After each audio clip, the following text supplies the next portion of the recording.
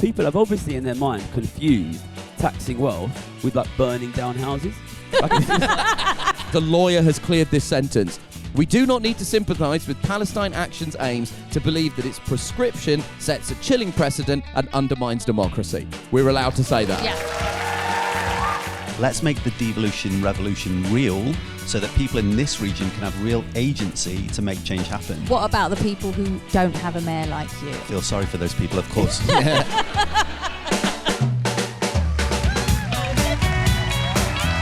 Good evening, Sheffield. Hello. Nice to see you all. Look at them. Good to be here. Yes, it's us. Hello. I'm Nish Kumar, and this is Coco Khan. Hello. Coco has made a lot more effort. I'll just address the elephant in the room. Coco looks like she's on her way to an awards show, and I look like someone who just robbed someone at an award show. We did not discuss what level of formality we were going at, and I have worn a T-shirt that currently has more than one stain from my lunch. So there is, if you're listening to the podcast, Coco, you've gone fancy. It's a big night out for me. As listeners to the show will know, I'm a new mother. This is my... Woo! And as such, all of her opinions have more credibility. Yes, exactly. All of her opinions carry more weight. So this is my first night out, guys. Oh yeah, Mum's out, Mum's on the loose. She's looking for a bar at midnight. That's going to play Girls Aloud. I hear Sheffield's a place Mum's for it. On the loose, by which I mean doing a live political podcast. Fucking hell, you've changed a lot from when I first met you. Your nights out are very different. And I'll not be saying any more because whenever I mention Coco's raving days, she says, please take that out, my mum listens to this. It's very nice to be back in Sheffield. On the subject of nights out, people in the room and people watching this will notice that there are cans of beer on the stage that have my face on them. Because the last time I was in Sheffield, I've had a mixed time. I had the shits, basically. I had violent diarrhea and I'd just broken my foot. So I was at the Lead Mill, the South, sadly, dearly departed venue, iconic landmark of performance in Sheffield, and I was shuffling awkwardly between the toilet and the sofa in the backstage area, saying to my support act, Layla Navabi, you might have to whack a fake beard on and do my show tonight. But then the last time I was here, the Triple Point Brewing actually brewed a beer called Nish Don't Kill My Vibe. And it's a can of beer that has my face on it. I don't know why we didn't go with Nish Brewmar. I don't know why we didn't do that. That's a huge administrative error on all of our parts. So as part of the night out, I was going to suggest that we drink these, but we've been told that we're not allowed to. So then I said, can we give them to the audience? And they were like, you definitely can't give them out to the audience. What we can say is that maybe if you saw us outside, maybe we would have them to give out. Maybe? I'm not standing outside and handing free cans of beer out. Nish, you told me the last time you were here, you had violent diarrhea and you had a broken foot. Yeah. All I heard was challenge accepted. That's all I heard. I was like, oh yeah. I'm not handing cans out like those guys that stand around in shopping centres with Pepsi Maxes. I'm not doing that. You dressed for it? Oh, fuck you, mate.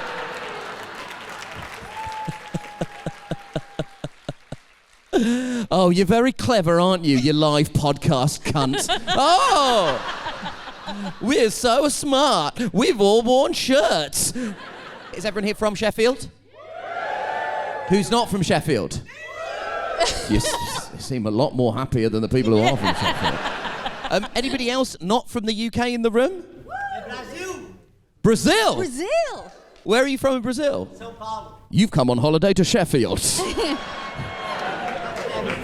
Yesterday, so I'm like... You moved yesterday? Do you know anyone who lives in Sheffield? My partner, she's from Sheffield. Oh, your partner's from Sheffield. So you're looking for new friends. Look at this. I'll be honest with you, this is a group of people that have almost the exact same opinions. So I say you're about to make a lot of fucking friends tonight. Yeah. What's your name? Lucas, if you live in Sheffield, I guess just go up to Lucas after the show and ask him if he wants to be your friend. How about that? We're already making memories. We should do some news. Yeah, let's do some Should we news. do some Okay. news? We'll take the seat of news. Let's applaud seats. as we sit down for the seat of news. Okay, well, do you want to start with a story that's going to immediately land us in legal trouble? Yeah, I feel like let's just get it out of the way. Let's just get our legal troubles, just get them out in the open. Well, look, our dear audience, you've probably already heard about this, but the protest group Palestine Action has been prescribed as a terror organisation. Now, before we started this... Hold your boos. because weirdly, the boo may be actionable. Yeah. I think you could be arrested for that The boo. booing. Yeah, exactly. For anyone from the police listening to this recording, a ghost came in. So they've been prescribed as a terrorist group, and so before we started this live show, we knew we wanted to talk about this news piece. So obviously we spoke to the lawyers. We sought legal advice to make sure we're not going to send ourselves to prison. Yeah, it's fucking nuts. So we're just going to read you some bits from the Terrorism Act of 2000. So, a person commits an offence if they invite support for a prescribed organisation. Which, of course, we cannot do here for legal reasons. Right.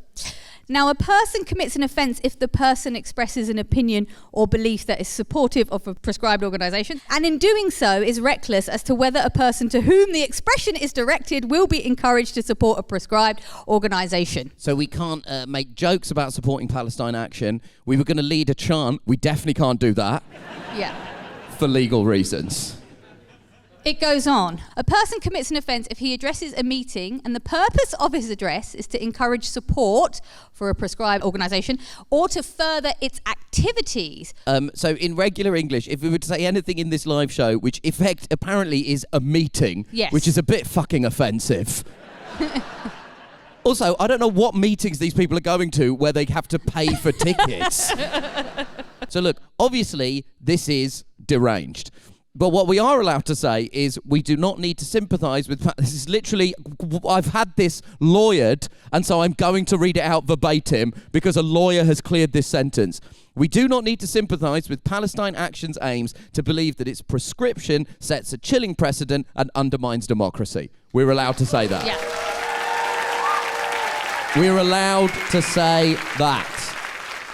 So we cannot express any support for the terror organisation whose activities include such terrorist acts as breaking into facilities of companies they claim are profiting from the war in Gaza, chaining themselves to machinery, spraying buildings with red paint and destroying equipment. Some of those actions are clearly illegal, but a lot of them seem to bear direct comparison to the actions of the suffragettes who were famous for smashing windows, arson attacks on properties, and eventually leading to the right for all women to vote, which is real terrorist stuff. A nightmare, yeah. Also, I'll tell you what it really makes me think. Kids these days have got it too easy. In my day, if you wanted to be a terrorist, you had to get a pilot's license. You had to, with rudimentary shaving equipment, take a plane hostage, and you had to fly that plane into the World Trade Center. Fucking these kids these days, they don't even know they're born. Oh, I've spray painted a bit of red on a thing. I'm a terrorist. Fucking hell, Osama bin Laden is turning in his grave. Well, given those actions, I'm sure it makes total sense why the government, in all its wisdom, decided to prescribe Palestine Action, along with two other organisations, we should say. One, the Russian imperialist movement. They're a Russian white supremacist organisation that aims to create a new Russian empire. And the other, and I kid you not, is the Maniacs Murder Cult.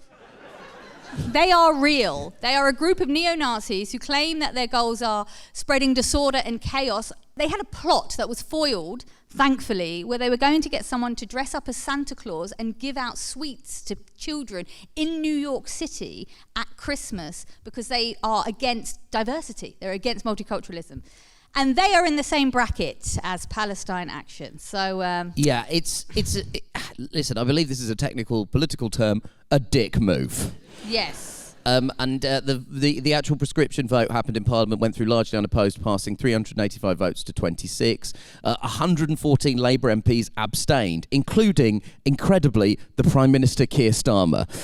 The Green co-leader Carla Denyer gave a hint as to why there were so many abstentions, tweeting, I just voted against prescribing Palestine Action, a civil disobedience group, as a terrorist organisation, but I'm furious that in doing so, the government forced me and others to vote against prescribing two other clearly terrorist groups, cynical and dangerous, from the government.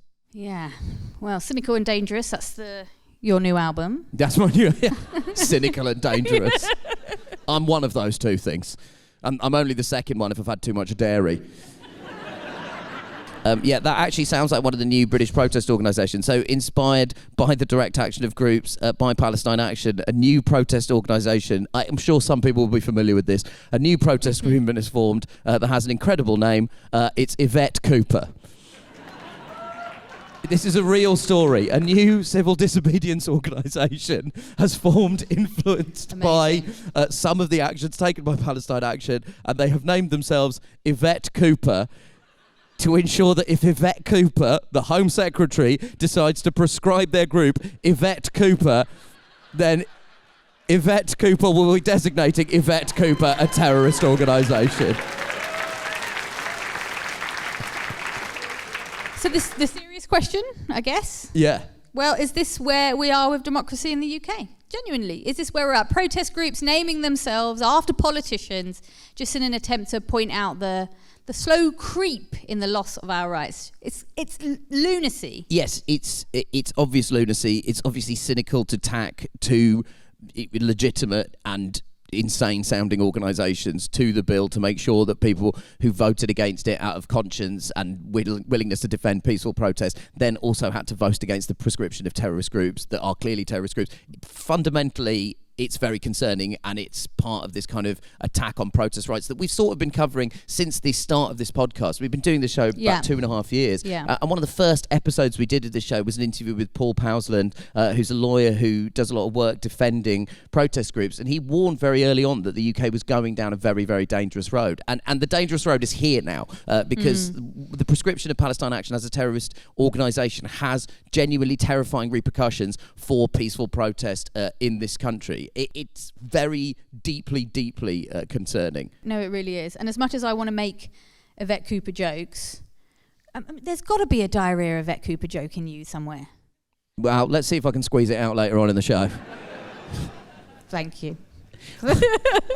I'm a big fan of people. If you box people into powerless positions, I'm a big fan of them reacting to that by doing incredibly juvenile pranks. I'm a big fan of renaming things Yvette Cooper. I think that's an incredibly funny thing to do. I think we should participate on this podcast as well. What? You know, I remember once a listener wrote in and said, there's no word for the juice that's at the bottom of the bin when you remove the bag. Yvette Cooper.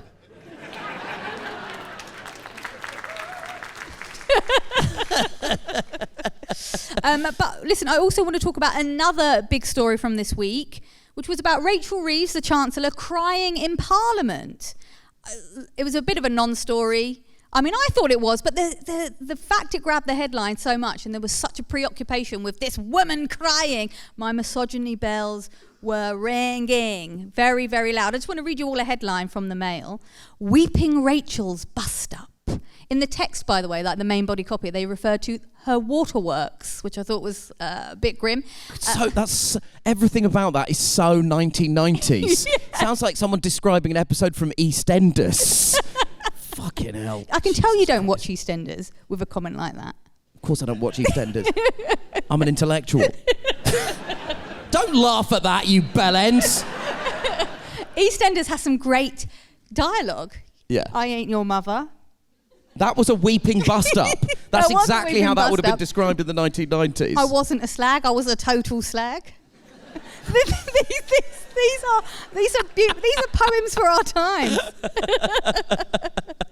But there was all sorts of just horrible lines, and just this preoccupation with her crying. And I've been thinking a lot about it. And look, there's lots about Rachel Reeves that I don't agree with. I'd be happy to talk about her decisions and how they affect the most marginalised and poor and vulnerable in our society. The fact that she cries doesn't really bother me. And I keep asking myself, what if it was a display of anger, as so many male politicians have done? Famously, Gordon Brown used to throw Nokias at people. Now that is a 90s anecdote. Yeah. There's some people under the age of 30 that genuinely have no fucking clue what a Nokia is. Yeah, I can assure you it would hurt. You would be brained. You would be absolutely brained by it. And there have been other politicians that have cried in public. Winston Churchill has cried in public. Their favourite, the right wing's favourite, Maggie Thatcher, the Iron Lady, she has cried in public. But there is this strange feeling that here in 2025, it's not okay to cry. Women do cry a little bit more than men. We can have an argument or whether that's socialisation or whatever it might be. But if you want women in positions of leadership, you should accept that maybe they might cry under high pressure situations. In the same way you should accept that we sometimes have periods and there should be period products. And the same way you should accept that we have children. So I think we should be embracing emotion. I'd like to see her cry about, all the vulnerable benefits claimants that she tried to destroy their life even further. That would be nice. But let's all have a cry, Nish, Let's embrace it. Let's cry more. The only thing I would take issue with is, don't worry, some men do cry more than anyone else. The person who sat next to me when I watched the film After Sun, I think is genuinely, I'm an anecdote that man tells at dinner parties. PodSafe the UK is brought to you by Shopify. Starting your own business can be intimidating and also lonely, thanks to all the hats you suddenly have to wear. When we started off this podcast, it was incredibly overwhelming. There are lots of jobs that need doing, and a lot of us were doing them for the very, very first time. Finding the right tool that not only helps you out, but simplifies everything when you're starting your own business can be a game changer. And for millions of businesses, that tool is Shopify. Shopify is the commerce platform behind millions of businesses around the world and 10% of all e-commerce in the US, from household names like Mattel and Gymshark to brands just getting started. Get started with your own design studio. With hundreds of ready-to-use templates, Shopify helps you build a beautiful online store to match your brand style. Accelerate your content creation. Shopify is packed with helpful AI tools that write product descriptions, page headlines, and even enhance your product photography. Get the word out like you have a marketing team behind you. Easily create email and social media campaigns wherever your customers are scrolling or strolling. And best yet, Shopify is your commerce expert with world-class expertise in everything from managing inventory to international shipping to processing returns and beyond. If you're ready to sell, you're ready for Shopify. Turn your big business idea into with Shopify on your side. Sign up for your $1 per month trial and start selling today at shopify.co.uk/podsavethuk. Go to shopify.co.uk/podsavethuk. Shopify.co.uk/podsavethuk.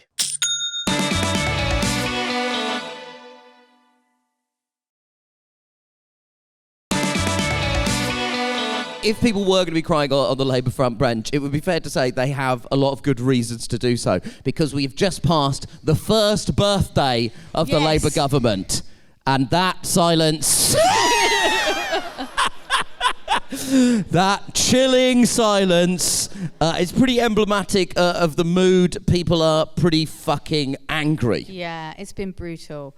And we should say probably no more than this past week. The government's nearly collapsed while trying to pass their welfare bill. U-turns were being made until the 11th hour, to the point where MPs were quoted as not being sure what they were even voting on. Yeah, it's a complete clusterfuck, and the backflips have led to a new round of massive holes in the Chancellor's budget to plug. Now, the conversation between today, as we record, and November, when there is going to be a budget, is going to exclusively revolving around how we plug those holes. Is it going to be from tax rises, or is it going to be from further cuts? All of which is the absolute perfect moment for us to bring out our first guest. So please give a massive round of applause for the incredible Gary Stevenson!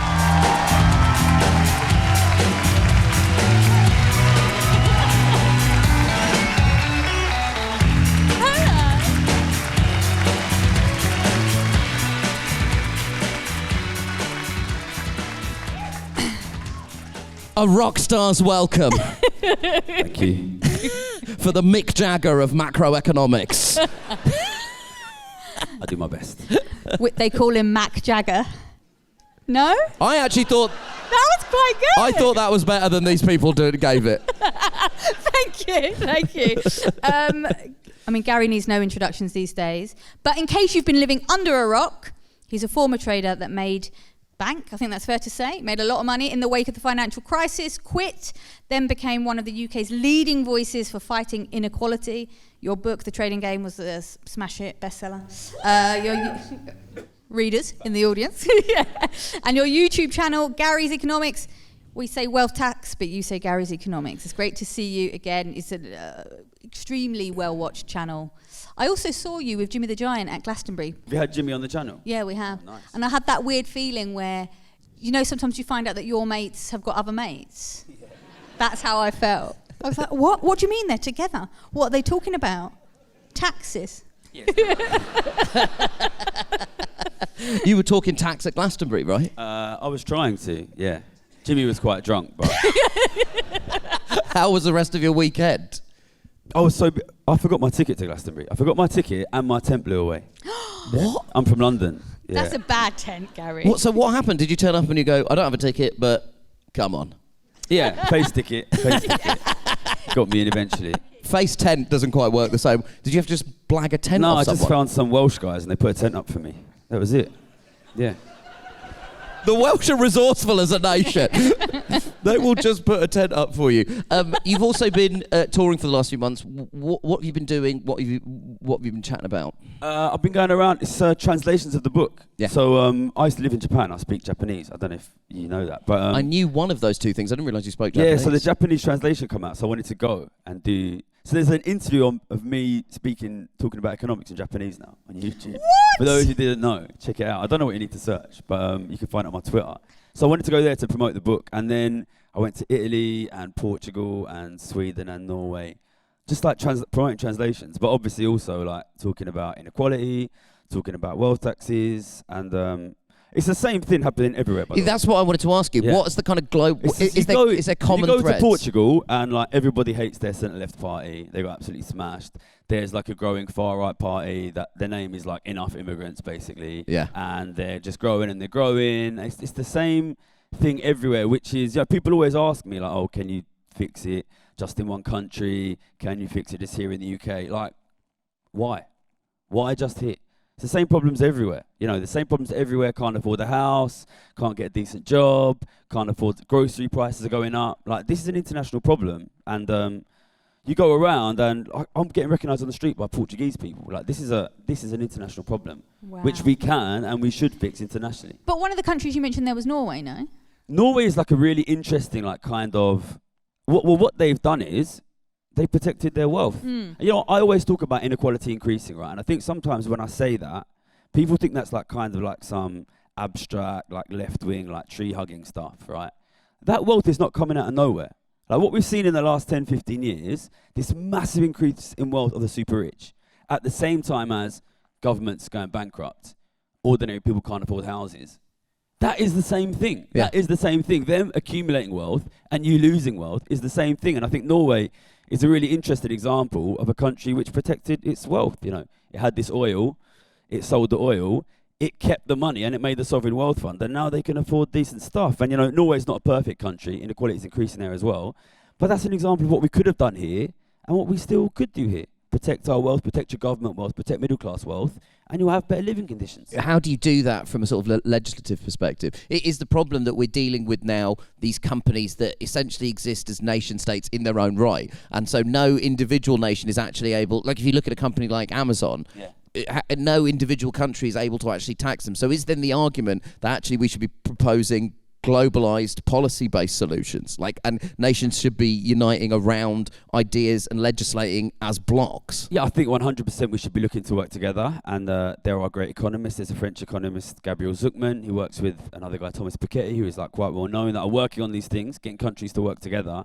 But at the end of the day, Amazon doesn't pay tax in the UK because apparently, technically, Amazon has no profits in the UK. The profits are all in Ireland. Yeah. Where are the customers? Where are Amazon's customers? They're in the US, they're in Europe. That's where the majority of the customers are.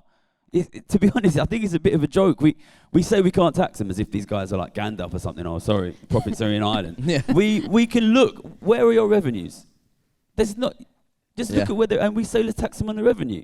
Honestly, I get this against me all the time. You can't tax them, you can't tax them. If you tax them, they'll leave. Like they're, like these guys are magicians, right? Passive income is income that comes from somebody else. If I own your house and you pay me... Terrible news for me. You pay your rent to me, Yeah. and then I say I live in Dubai, Yeah. the money comes from you. We can tax it at source. I think, honestly, it's a comedy. Did you see that comedy sketch? Who was it? I think Kevin Bridges, where he said, these guys all say they live in the Bahamas or the Cayman Islands. Yeah. He said, what's the Cayman Islands going to do? Like, but it's true. Like, Yeah. The world is here. The world is here. It's in the West. And they are impoverishing ordinary working families in this country, all across Europe, United States, Japan, Australia. It's happening everywhere.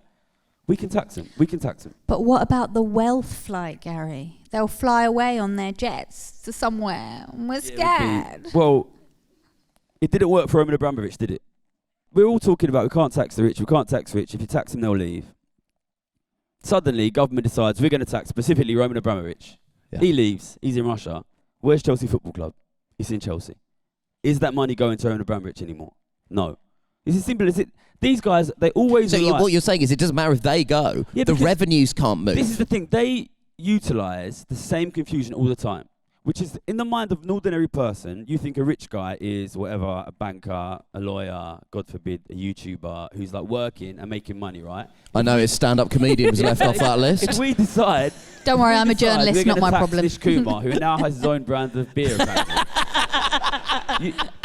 You could go and you could move to Dubai, right? Yeah. And you could do your work in Dubai, right? Yeah. But we're not talking about taxing working people. I've never once said tax working people. I'm saying tax wealth, not work. We're talking about taxing individuals and families that have wealth of £100 million, £1 billion.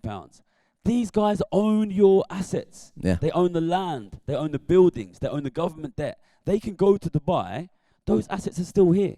If I own the government debt, my money comes from the UK government. It comes from the UK taxpayer. And they always use this bait and switch, which is, they'll leave, they'll go work in Dubai. If I own your house, it doesn't matter where I live. That house is your house. We're not talking about taxing working people. We're talking about taxing the people who own your country. And this is a question, like, do you want to live in a country where the people who own the literal country pay tax or not? Well, if you don't, you're going to have a big problem. The house example is a really good example as well, because you hear that spoken about regularly. You know, if we bring in rent controls, the landlords will leave. Okay, but they're not taking the houses with them. The houses have stood there before these people were born. So what happens to those houses? Will they return to local councils? Maybe that would be a good thing.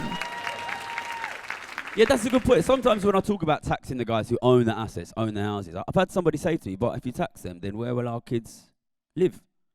And I think that's like a really fascinating thing to say, because people have obviously in their mind confused taxing wealth with like burning down houses. And then the other thing people say, which I think is interesting, which they say you can't tax them because they don't have the money. What they have is the assets. So they don't have the actual money. I can't pay it because they don't have the money. And then if you tax them, they might have to sell the assets. Like, God forbid they have to sell the assets. Listen, if I give all of the assets to like 10 guys and they never ever have to sell any assets, how are your kids going to buy assets?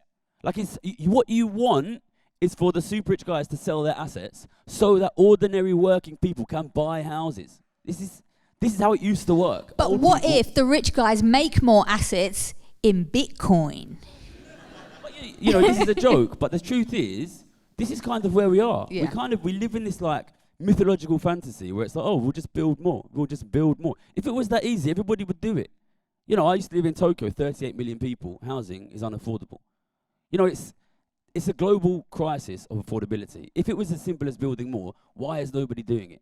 And the resources you need to build more houses are also owned by the rich, by the way. You cannot just ignore distribution of power and distribution of wealth. Because the problem is it compounds, right?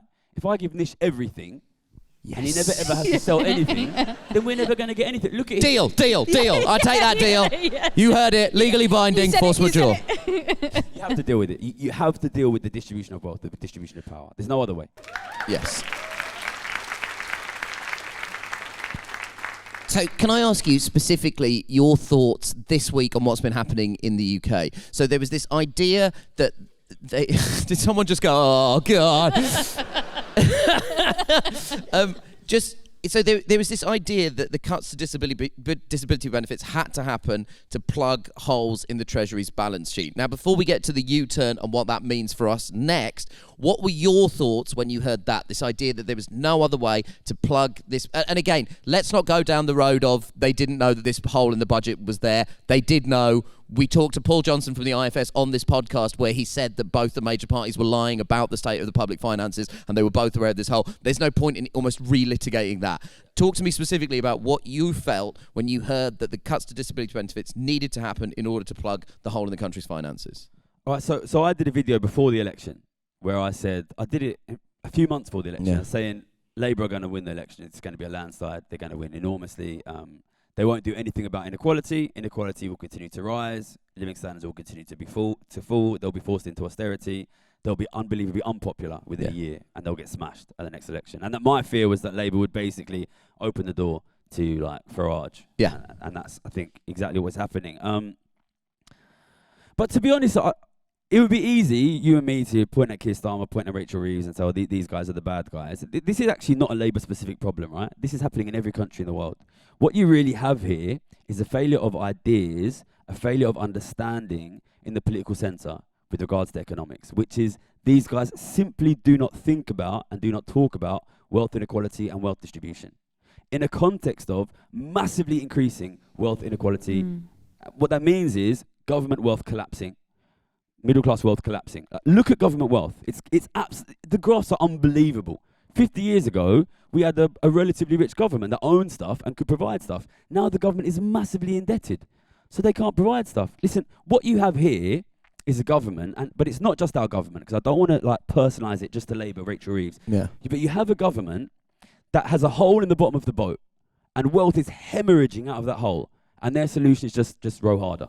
This is inevitably going to happen. This is inevitably going to continue. If we play chess and you take one of my pieces every single turn, then I'm going to lose that game of chess. Yeah. You have to protect your wealth. You have to protect your wealth. You know, and I'm hoping, I think it's becoming increasingly clear, Labour are going to get decimated in the next election. And I'm hoping they're watching things like this and they're watching the videos that I'm making and they're realising why.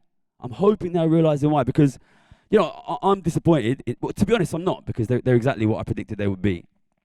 I would like to call out anyone in Labour. This will get worse if you do not deal with the growing inequality. So you've got 4 years. 4 years to do something. If you do not deal with that growing inequality, the government will get poorer and poorer and poorer. And what that means is you lose the NHS.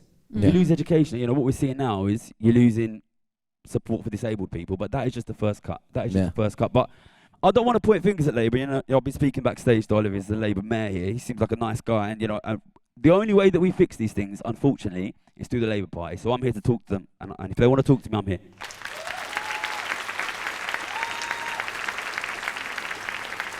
So they've U-turned on a lot of these disability cuts and the PIP reform specifically under huge pressure. Always worth acknowledging the huge hard work that was done by grassroots disability charities, disability rights advocate groups. We were down there at the mass lobby when it happened. That is politics at its best. It was pressure by organised grassroots organisations who were bringing their lived experience of what the realities are for a disabled person to the Parliament and putting pressure on MPs. It is very, very important and very, very worth celebrating, right? But then Pat McFadden said that after the welfare backflip, they would now that they wouldn't be able to lift the two-child benefit cap, which felt gross. It felt fucking gross to hear, a Labour minister saying that kind of stuff. But forgetting the 4-year time frame, between now and the autumn, there is going to be a budget in the autumn. Take all the political realities out of it and let's look purely at the economics. How do we start fixing the hole in the boat? And we have this huge policy lever that the government can pull in the autumn with the budget. What needs to be in the budget? I think you first need to accept that this massive wealth redistribution has happened. Yeah. You need to accept that. We have a government that is massively indebted. Their net wealth position is enormously negative. They're increasingly turning to the middle class. The middle class wealth position is worsening. That's the reality. And that means until you address that and fix that, the ability for governments to do things is very limited. And we can all sit here and point fingers and say, oh, you know, you're not fixing things. Like, their financial situation is really, really bad. They need to address that. But it's not just about money. We talk about government debt. We never talk about who owns that debt. If the government, I talk about it all the time. The government's given out £1 trillion since the beginning of COVID, £20,000 per adult. Where is that £20,000? There's this phenomenal naivety. And if you give away all of your resources, you will be poor. You need to get your resources back.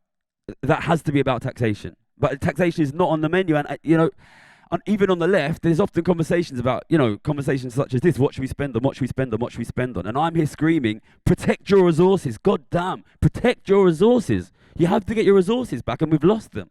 So, the truth is, until and unless you deal with that taxation question, it's going to be a continual choice of, do we want to destroy the lives of disabled people, or do we want to shut down the NHS?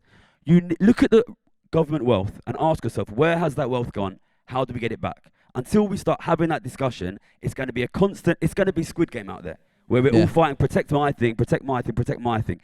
We need to stand together to get the wealth back that we've lost. It's the only way to improve our living conditions. So you start with a traditional the wealth tax that you're proposing, a 2% tax on assets over £10 million. So that raises up to around £24 billion, right? So that is that a lever that you think that's a lever the Labour government could pull in the short term in the budget? Reform of the capital gains tax system, which is not a particularly left-wing idea. Nigel Lawson, when he was the Conservative Chancellor, also believed that the cap gains tax system needed to be reformed. That raises another £12 billion, right? These are short-term levers that the government can pull, but it requires, what you're saying is it requires them to start the conversation that there has been this mass transfer of wealth. Yeah, we call for a wealth tax. I mean, when you say wealth tax is a short-term lever, you can't just bring it in I always remember when the Conservatives brought in second home tax, an extra 3% on second homes. And I was really shocked because I don't really trust the Conservatives. I see them as protecting the interests of the rich, and here's them putting a tax kind of on the rich. Yeah. So I looked into the details, and they had an exemption for people who buy 7 or more homes at once. Oh. And then Jeremy Hunt bought 7 homes and paid the reduced rate of tax. So it's not as simple as... Oh, my God. People ask me this all the time, what can they do, what can they do? And to be honest, I understand the question, but sometimes it frustrates me because I think it fails to recognise the seriousness of this problem. It's not, people say, Gary, if you were Chancellor, what would you do? Listen, I'm trying to get wealth taxation on the table. It's not realistically going to happen short term. Even if it was, the rich have their lobbyists, they have their newspapers. They're going to swarm in and they're going to try and get loopholes in that bill. And then I need to be able to make sure the loopholes don't get in the bill. And people are worried that the tax will come in, it will be filled with loopholes, and it will hit the middle class. That's a legitimate risk. That is a legitimate risk. But we need to get something on the table. This is, I don't want to be depressing, but you have to be realistic about how you win this. First, you win the public argument, right? This is what's going to happen, right? Labour are going to get smashed in the next election, right? But as we come into that next election, I want to have 10 million YouTube followers, and they have to call me. And then I get in there and I say, what are you going to give me on wealth taxation? That is the only way we get this. But is that conversation not happening now? Because you did say in one of your videos that the Labour Party is trying to bring you in and you're still undecided about whether you go in or not. I don't know about bring me in. They messaged, some people at Labour messaged us and they said, we want to come on the channel, we want to send people on the channel. Yeah. And it was the beginning of this year was just crazy for me. I didn't really have time to, and I thought we should have them on. But then when I spoke to my guys, I have a small team, they were like, that's going to be rubbish. That video is going to be rubbish. And we were like, well, because you know what, Oliver's great. I suppose he will come in, he's nice. But you know what they're like, right? Yeah, they're boring, right? And then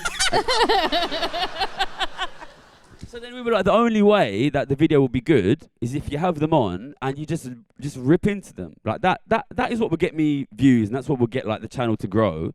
But at the end of the day, there is, because of the electoral system we have, we could get into it, there is really no realistic way towards progressive movement that does not go through the Labour Party.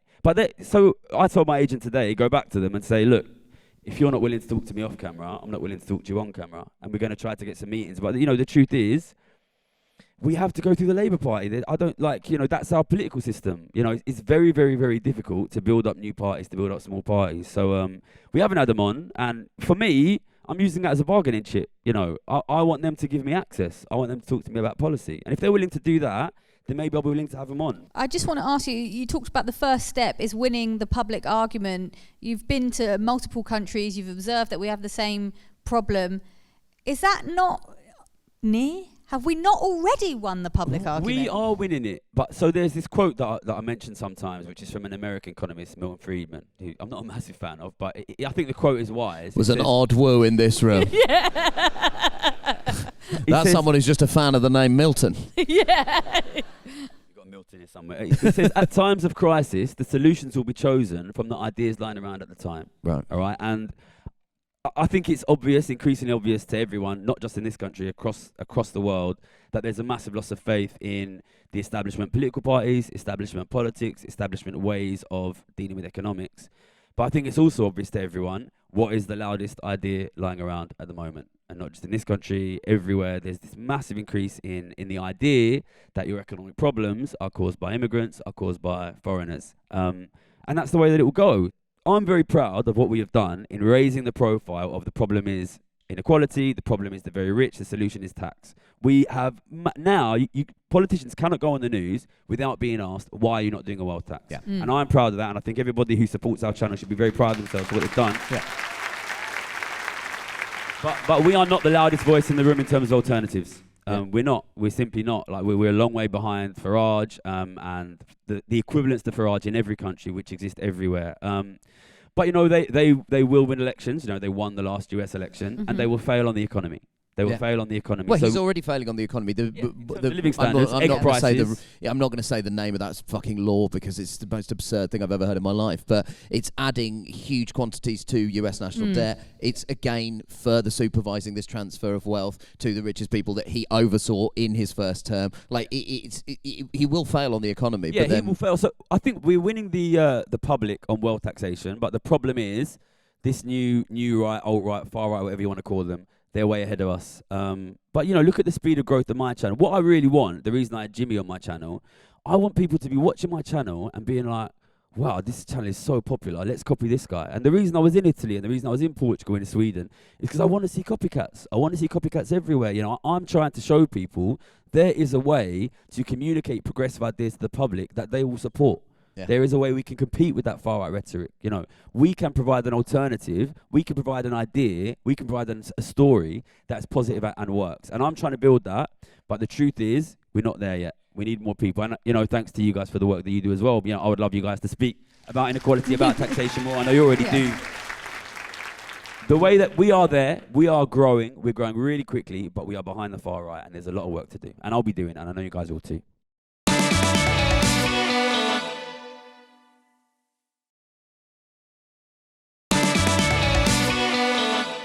Well, you said about you wanting to be in the room with the Labour Party. Haven't got Keir Starmer here, but we do have a very good guest who's not boring. So joining us now, let's give him a warm welcome, is the Labour Mayor of South Yorkshire. You'll probably know him, Oliver Coppard. Give him a big hand.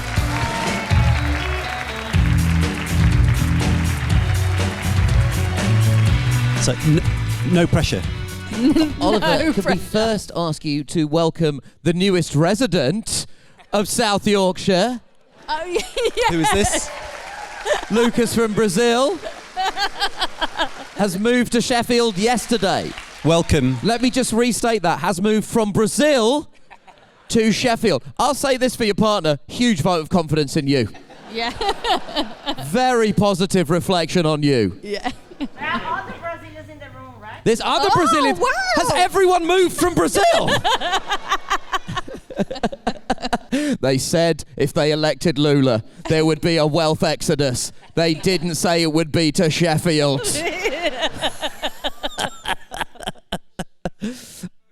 Oliver, what's your just for Lucas's benefit? What's the best things about Sheffield? What's the best things about? How long we got? When we off? Well, we got some time. Yeah. Well, there's plenty, isn't there? I mean, the Peak District on our doorstep. You're sat in the biggest theatre district outside of London. Yeah. We are the home of football and the home of World Snooker, which is obviously played on this very stage. Fucking love snooker. I'm sure in Brazil, snooker is a huge game, so that's obviously an attraction. Clearly, It's a game we play because we're bad at football. a growing economy and a load of nice people. Okay, now if I could give a counterpoint. This is not Yorkshire specific, but it is specific to local councils. It feels like just in the lifespan of us doing this show, we're just constantly every couple of months talking about another local council that's gone into bankruptcy. According to the latest figures, almost half the councils in England are at risk. Can you just tell us as simply as you can possibly manage it, how do local councils get their money, and why are so many of them going bankrupt right now? Well, so basically there are a few ways that councils get their money, like to simplify it. Essentially they get a government grant, so they get money from the government, and then councils have to raise money through both council tax and then doing things like putting in permits and things like that they then sell to communities, parking permits, whatever else it might be. The problem that we've seen over the last decade plus is that the rebalancing of that away from government grants that used to constitute a bigger part of what local government got, and now increasingly relying on council tax to fill the void. So essentially here in this region where we have a lower council tax base, we are therefore worse off. So the bad news is for our new Brazilian resident that places like South Yorkshire have been made worse off by the change to the way that council funding works, because we simply don't have as many wealthy properties that pay more council tax. And as I think we all probably would agree, the council tax system is broken. So people in wealthier parts of the country in big houses are not paying a commensurate amount of money for their council tax compared to somebody who lives in a place like Sheffield, who will be living in a nice house but nothing like, frankly, Buckingham Palace. So those are the challenges that we face, alongside councils being given more and more to do. So I think councils run on average about 800 services, and that's because the government have increasingly handed over services to local councils whilst taking money off them. Well, our mate Gary had an idea Not just one, actually. about raising some revenue for the Exchequer. And just for clarity, if that were to happen, this area would benefit. Mayors would have more money, right? It's as simple as that. Well, we're talking about two slightly different things, aren't we? We're talking about one, how do you raise the money, and then how do you distribute the money? So on the first point, how do you raise it, I'm up for any ideas that make South Yorkshire potentially better off. I personally think, I was in the Yorkshire Post the other day saying that places like South Yorkshire should have more opportunities to raise more of that money ourselves. So things like a tourist tax. I mean, I don't know how many of you are from outside of South Yorkshire and come into South Yorkshire for the Crosswires Festival or to come to this podcast. We're saying, actually, look, just put a quid on your hotel room bill, right? And it would raise money for cultural events in South Yorkshire, for things to happen here like this festival and more of them besides. So raising more money locally is one way of doing that. A wealth tax might be another. I don't know the details as well as you do, but I think we should be looking at all those ideas. The second point, though, is when you've got that money, how do you redistribute it? And part of the problem for the last 14, 15 years is that money has not been distributed in a way that has helped South Yorkshire. It's gone to wealthier parts of the country, and that's why we've been made worse off. And are you confident that the new Labour government is interested in distributing that money through local mayors like yourself? I mean, the municipal mayors have been a big part of Labour's campaigning and big part of the Labour conversation, right? Yeah, I mean, look, I have to say, look, I'm not here just to defend the government because that's not my job, but I have certainly felt a huge difference since this government came in terms of what money I've been given, what powers I've been given, the access I've been given since we had a Labour government compared to when we had a Tory one. So my first day in the job 3 years ago, came into office, walked into the building, said, look, first thing I want to do, I want to write to Boris Johnson, Prime Minister at the time. I want to write to him and say, look, you want to level up the country, I'm a new mayor, I want to level up South Yorkshire, let's work together. And I wrote that letter to him, didn't get a response to that letter. This government, as soon as they got elected, invited all the mayors down to number 10. We have a regular meeting with Keir Starmer, regular meetings with Angela, Rachel, everybody else besides. Now, I'm not saying that means we get everything we want, because we don't, but we certainly get more access and more opportunity to influence. And on things like transport, we just got £1.5 billion committed to South Yorkshire for transport to be able to do the big things we want to do, take the buses back under public control, extend the tram network, do everything else besides. And one thing you did that really stood out to me as a new parent is in March last year, you announced £2.2 million of funding to provide a safe space to sleep for every child aged 0 to 5 in South Yorkshire. At the time, you were having an interview with the Post, I believe it was, and you said that 1 in 9 babies go home from hospital in Sheffield without a safe place to sleep. That is fucking terrifying. Going to bed in drawers, in boxes. upset me. So first of all, I'm so glad you did that. Second of all, why are you doing that? No offence, but shouldn't that be the Prime Minister's job? Well, like, child poverty is a plague. I'm surprised that it came down to a mayor to resolve Well, this. we started that under a Tory government. So we started that when we weren't getting the support from the government to do the things we wanted to do. We did that because, frankly, it's morally unacceptable that babies in this place a mile away from here are going to bed in a bouncy chair, a box, a drawer, whatever, you name it. So we intervened. It was a project that we've been working on with Bloomberg Philanthropies, with Harvard University, with partners locally and regionally. And now every baby in South Yorkshire has a guaranteed right to a safe place to sleep, a cot, a Moses basket, or anything else. In answer to your question about why should mayors be doing that, why shouldn't mayors be doing that? That's my point. Like, give us the money and we can fix these problems. That's what devolution's all about. The problem I've had is I've not had the money to go bigger, go further, to intervene when it comes to things like food for kids, when it comes to things like opportunities for kids, when it comes to things like transport for kids. I haven't got the money to do that. But if we're going to level up this country and make sure that everybody in this country gets the opportunity to stay near and go far, then we need the money here in South Yorkshire, because I know where those kids are. I know how to reach those families. I know the partners that can work with them. And you can't do that from 200 miles away and sort of dictate how that system should work. So mayors should be doing that, absolutely. The challenge to this government, just like the challenge to the last government, is to give mayors the money to be able to intervene directly and do the things we know need to be done. But you take my point though, right? About national strategies for things like child poverty. You know, we talk a lot about the Labour Party and our concerns that they are cutting back the funding for vulnerable groups en masse. And of course, you know, if you have a mayor that is able to, let's be honest, sticking plaster that, then great. But there must be some frustrations here. There must be a sense that this is not the work that should be left at local level. No, look, I think that mayors should absolutely be at the front line of solving the problems in our communities. The problem that I have is that I don't have the cash to do it. You can set a framework, of course. You can give me targets if you want. You can tell me that I've got to try and achieve certain things, but kind of leave me to work out how to do it, because I know my community best. In some places, bed poverty is going to be a real issue, right? In South Yorkshire, absolutely, bed poverty is an issue. In other parts of the country, not so much. In other parts of the country, it might be something else. But I want South Yorkshire to focus on those things we face uniquely as problems. Cancer is another example, right? We have a huge problem in South Yorkshire when it comes to cancer outcomes, more so, worse than other places in this country. So we're now putting in place a cancer strategy, but I can't get the NHS, I can't get the systems to work on my behalf to answer those problems, because it's a national service that doesn't respond to our needs locally. Let's make the devolution revolution real, so that people in this region can have real agency to make change happen. Maybe a better thing for me to be saying would be, what about the people who don't have a mayor like you? I guess that's my I feel sorry for those people, of course. Obviously, we want more industry moving across the country. We want more investment. One of the big areas of investment in Sheffield is the defence industry, which is obviously going to be a contentious thing for a lot of the listeners and, frankly, hosts of this podcast.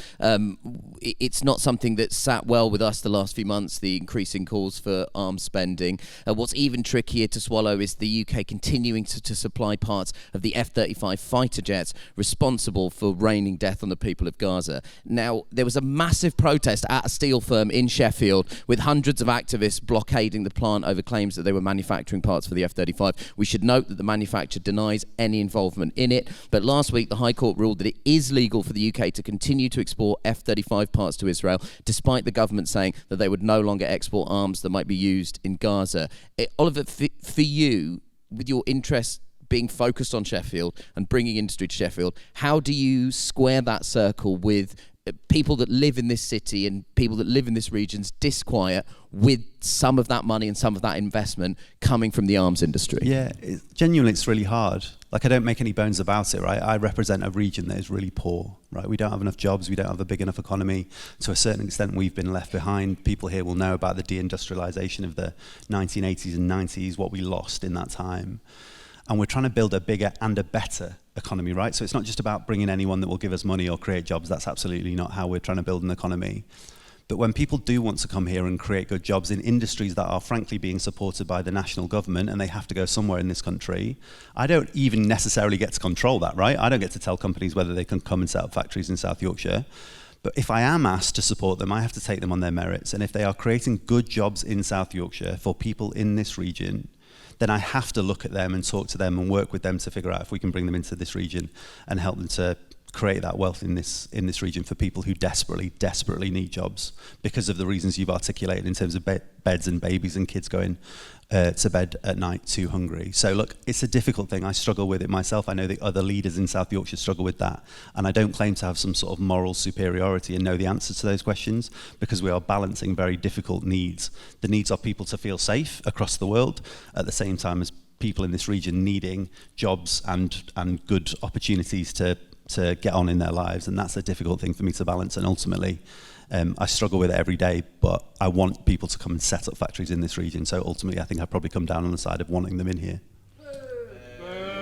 Yeah. Look, I take your point, and I am more than willing. No, listen, I absolutely hear you, and I'm more than willing, always actually, frankly, to sit down and have these conversations, because I recognise it's really hard, and it would be easy for me to come into this room with an audience like this and say, look, no.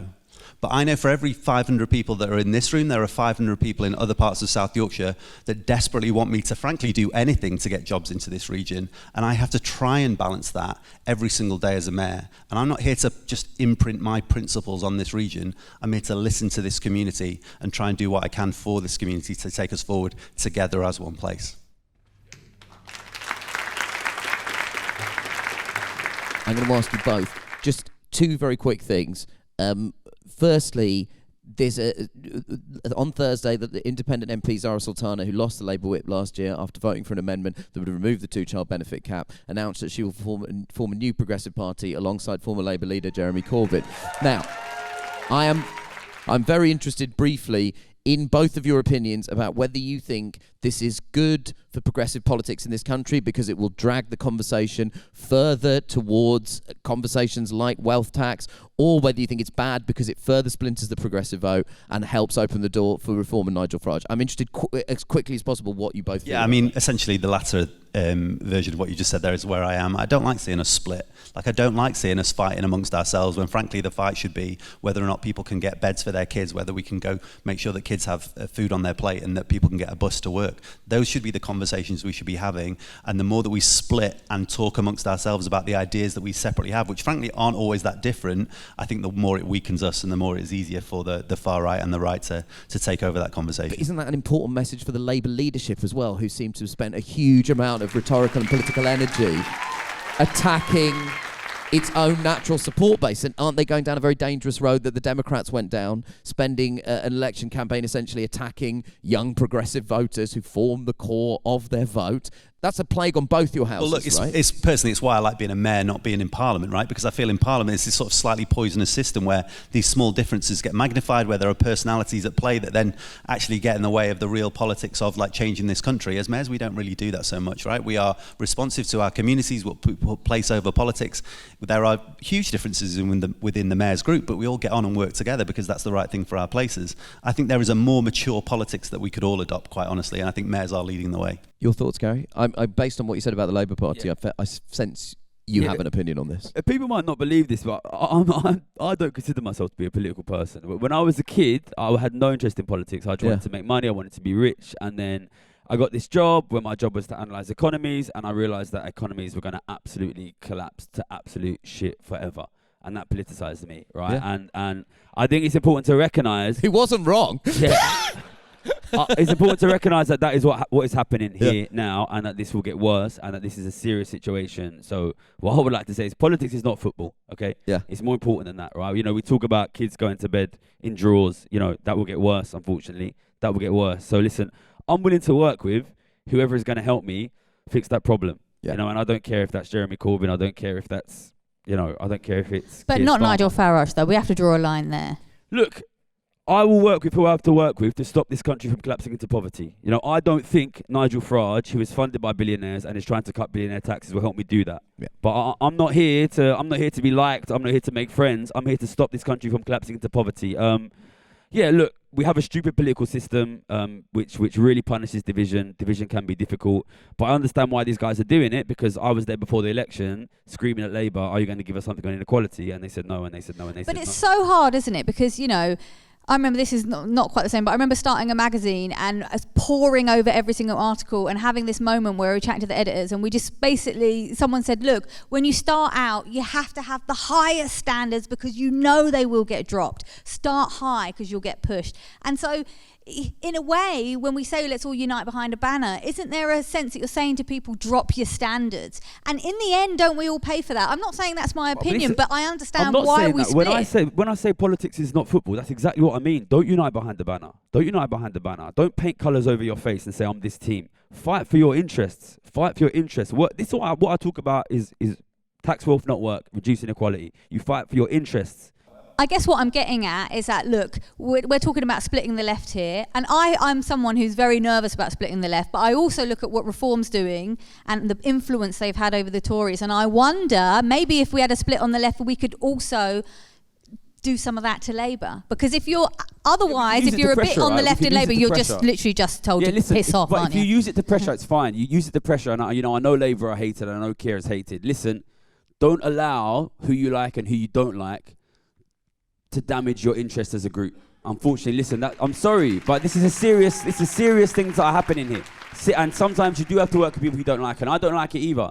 But listen, serious things are happening. We need to form alliances where we can, and we need to protect ourselves. All I would say is, I've been a politician 3 years, right? I've been in politics kind of all my life, one way, shape or form, like delivering leaflets, whatever it might be, right? But I guess being a politician for 3 years has taught me quite quickly, you know what, politics is like, it's just incredibly messy, and it's like incredibly difficult, and you don't get to just say that these are my principles and I'm just going to hold on to them and I'm going to expect everybody else to mold themselves around me. Mm-hmm. I have to work with people I don't like. I have to work with people I don't agree with. I have to do things that I don't necessarily think are in the greater interests of this country, but they might be better for South Yorkshire, or vice versa, right? There are things that I have to do that I don't necessarily like or enjoy, but politics is messy, and you've got to try and get to where you want to go, and sooner or later that means actually you've got to make a bit of compromise happen. And ultimately, I think in this country we've lost the art to a certain extent of compromise, of being able to talk to each other and find a way through where we can all collectively stay as one community and move forward. And I think that's where we need to get back to. But it works both ways, right? Yeah. Because also you can't take advantage of your voters and assume they'll come with you, which you were quoted in The Guardian this weekend saying, and the headline was, "A mess of our own making. Labour mayors reflect on Starmer's first year," which I think, we talked about. That wasn't my quote, just for the record. But, as you say, don't take for granted your base, and also as voters, maybe we should also compromise a little bit as well. We have run out of time. Thank you so much to Crosswise for having us. Thank you so much to The Crucible for looking after us. And thank you so much to our wonderful audience in the room. Please, will you join me in giving a massive round of applause to our guests, Oliver Coppard and Gary Stevenson? Coco Khan, everybody. Oh, thank you. Nish Kumar, everybody. Thanks for being here. See you in Marmadukes.